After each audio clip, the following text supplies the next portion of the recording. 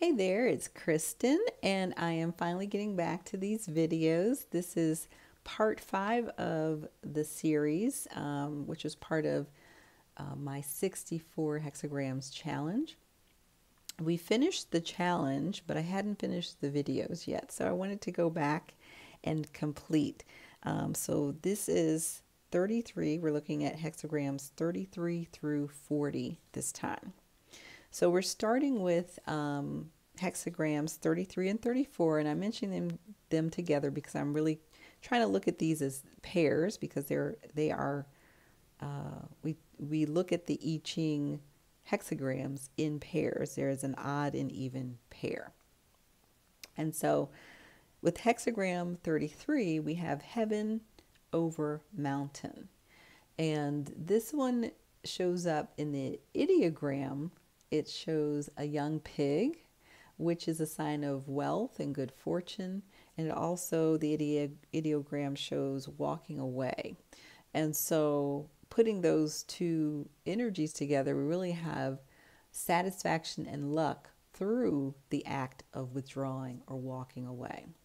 And what we have here, when we look at just our lines going from the bottom up, we read from the bottom up, we have yin lines taking over yang. And so the yang is retreating while the darkness yin begins to take over. And so this hexagram represents the time period of like September 23rd through the 29th. That's the very beginning of Libra. We're going into the autumn equinox.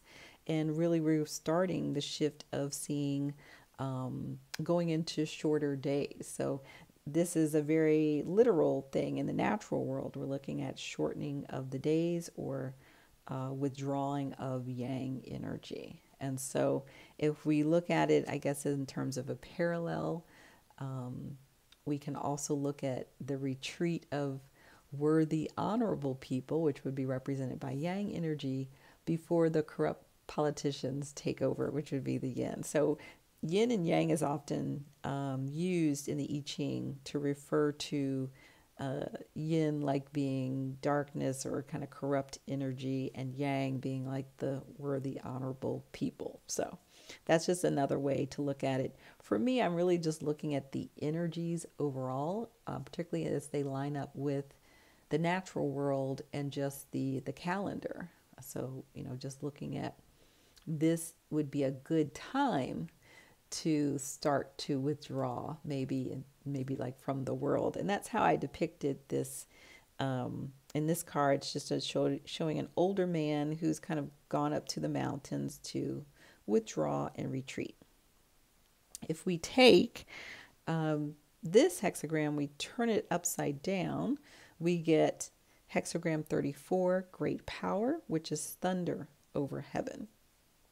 And with this one, again, like I said, these are pairs, so we have kind of a different, energy. We really had retreat here, whereas thunder over heaven, we have this energy of thunder, which is always kind of like a really strong burst of energy. The ideogram here is a robust man, like stout and strong as a tree, a full-grown male in the prime of his life. I depicted this as a young man galloping on a horse, and to just that movement really ties into the thunder energy.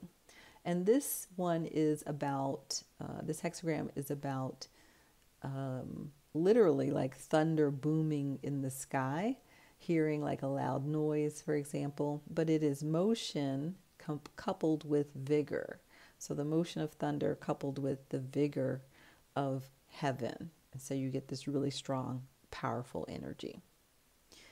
Now we're going to look at hexagram 35. And with hexagram 35, we have fire over earth. This ideogram is said to depict birds taking flight as the sun appears at dawn. And so that's why I put the birds here. We have the sun is going to always be a representation for fire. With the earth, earth symbolizes the multitude. So I just put a whole bunch of people here at the bottom. But really this is a symbol of the the sun shining in all its glory over the earth. This can be just a symbol of kind of brightness emerging. It also can relate to enlightenment. The fire energy can be physical light, the sun, but also symbolic of enlightenment of oneself that you can use for the benefit of everyone, for your fellow man. And then we have the reverse of that. Again, we turn it upside down. We now have earth over fire. And this one is referred to as the dimming of the light. So whereas this one, the light was on top, now the light is underneath of the earth. The fire is underneath the earth. And so it's kind of like light hidden beneath the earth. I always think of hiding your light under a bushel with this one. We see with the ideogram, one of the signs that I saw was the sun and moon. And I'm wondering if this is like depicting an eclipse. We have, again, light under the earth. Another way to look at this, I think, is from the natural world. If you were to make a fire and you wanted to put the fire out, one way to do it is just to pour some dirt over top of it. So either way, we have light that has been kind of suppressed or, hidden. And light also, in this case, the fire can represent, as we said, the sun, physical light, can also represent clarity, and discernment. So it might suggest that some of that is hidden or suppressed. And a lot of what's written about this one can suggest that it's sometimes necessary to conceal your light or your intelligence. That's another way to look at fire. Maybe you need to not let people know, all your moves and what you're doing. The earth, as we said, is a multitude. So this could represent society. So this could be looked at as society is dimming your light. That the people, following what everyone else is doing, is dimming your light. Or that perhaps you need to conceal what you're doing, from everyone else. So that is 33 through 36. I'm going to grab the fire ones because I'm going to need those. And I'm going to pull in 37 through 40.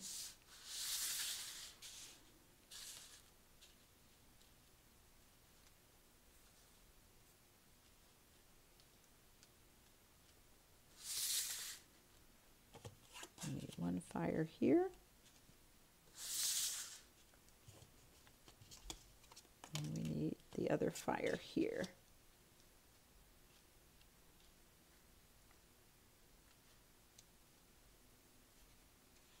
Okay, so now we're looking at 37 and 38.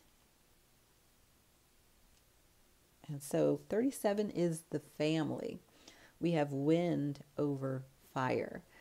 The ideogram for this usually shows a roof over a pig or dog, and those are considered valued domestic animals. And so that is really just an ideogram for home, suggesting that you have a roof and you have some, again, valued domestic animal for protection, and also for, as we said before with the pig, can be a sign of wealth or luck. There's also, we have a yang line at the top and the bottom. So this would symbolize the roof of the house, and this is the floor of the house. So this is really, we can look at this entire hexagram as the house itself, or the home. This is really more about home rather than a physical house. And so the essence of this hexagram is really about a home, togetherness, harmony. There is, in the nuclear trigrams, we have fire and water. And fire and water represent the middle son and daughter. So each trigram represents a member of a family. And so we have the two middle children, and those family members are often used to symbolize other things. So in this case, they're symbolizing a harmonious husband and wife combination. There's also something I read about the wind. We've got wind over fire, that a steady wind comes from a fire that has a solid basis of fuel. And so when you have a home environment that has a solid basis of fuel, whether that fuel is money, energy that's being poured into it, love, nourishment, there is a steadiness, overall to the whole home atmosphere. And so where this hexagram is really about kind of coming together in harmony, we see hexagram 38 about opposition. Now, the opposition can mean just that, like if we think about the astrology opposition, there is an etymology based on that. And with that, we're just talking about, if you're familiar with an opposition, is two planets across from each other. This is usually considered a challenging placement in your chart because those two planets are kind of have a push-pull energy. They might be in conflict with each other. And so we see the energy of opposition here.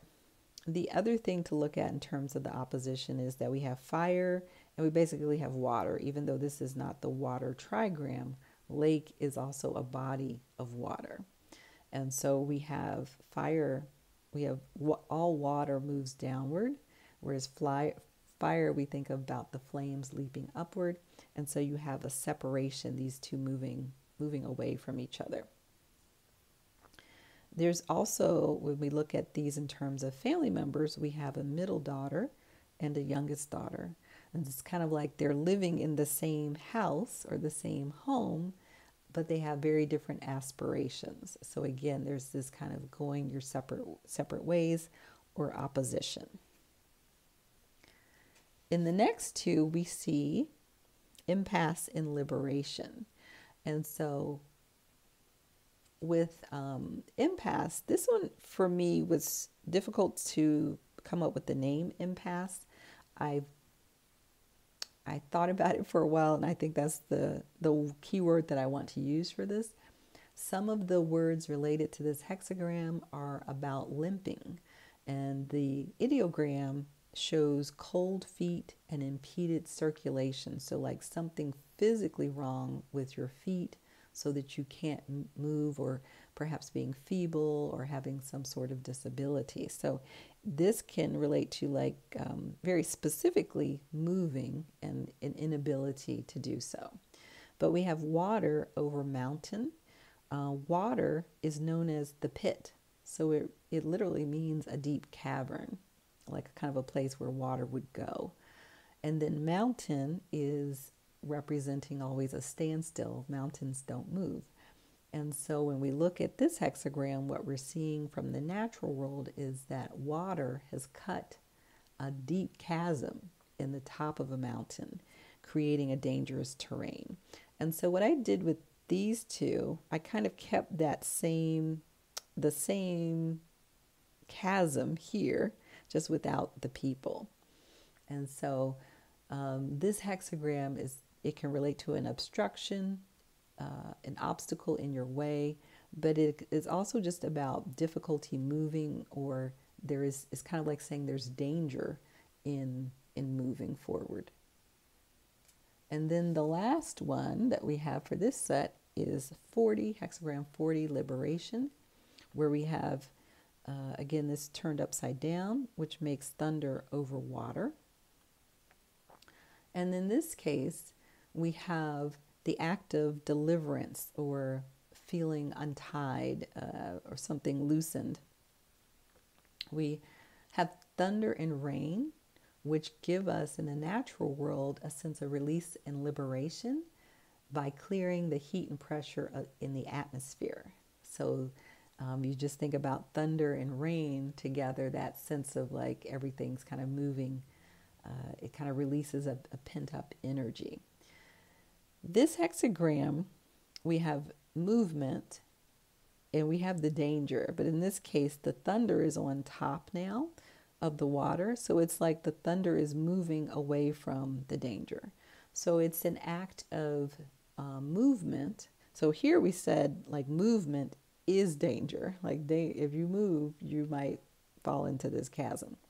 Whereas this one is kind of saying, yeah, movement is dangerous, but you also have to move in order to get out of the danger. So when we look at the thunder here, it's liberating you from the danger. So I hope this gives you maybe some new insights or on the hexagrams. This is, again, just my personal study of them collectively. I've studied the trigrams kind of individually and some other aspects, but I really just wanted to go through and take a look at the hexagrams and just different ways that they can be interpreted. So let me know what you think in the comments. Thanks.